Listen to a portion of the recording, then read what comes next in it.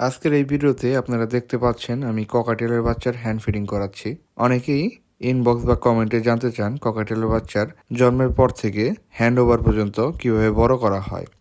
তাই ভাবলাম আজকে ছোট্ট একটা বিষয় আপনাদের সাথে শেয়ার করি। প্রথমে একটা কথা বলে রাখি, আমার কাছে আরও অনেক ককাটেলের বাচ্চা আছে, কিন্তু ভিডিও সুন্দরভাবে দেখানোর জন্য এখানে আমি শুধুমাত্র এক জোড়া পাখির 3টি বাচ্চা নিয়ে ক্লিয়ারভাবে সব কিছু বোঝানোর জন্য কাজ করছি।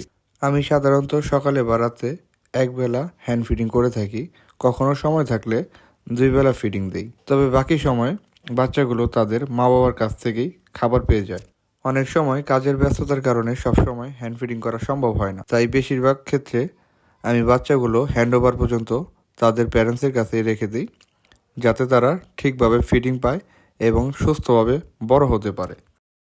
হ্যান্ড ফিডিং করার সময় একটা জিনিস খুব গুরুত্বপূর্ণ, সেটা হচ্ছে খাবারের তাপমাত্রা ঠিক রাখা। খাবার খুব বেশি গরম বা ঠান্ডা হলে বাচ্চাদের সমস্যা হতে পারে, তাই সব সময় হালকা গরম খাবার দেওয়ার চেষ্টা করি। আরেকটা বিষয় হচ্ছে পরিষ্কার পরিচ্ছন্নতা।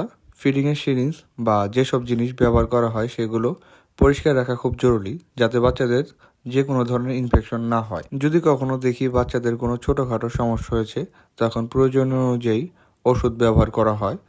সঠিক সময় যত্ন নিলে বেশিরভাগ সময় ঠিক হয়ে যায়।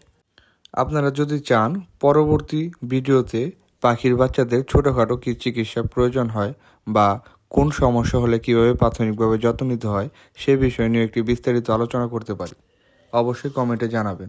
আরেকটা কথা বলি, যারা নতুন করে পাখি পালন শুরু করছেন তারা একটু ধৈর্য ধরে কাজ করবেন। পাখি পালা একটা শখ, আবার একটা দায়িত্ব। যত ভালো যত্ন নেবেন তত ভালো রেজাল্ট পাবেন। আপনারা যারা পাখি ভালোবাসেন তারা অবশ্যই পাখির যত্ন নেবেন, কারণ পাখি শুধু ব্যবসা না, অনেক সময় এটা একটা ভালোবাসার জায়গা।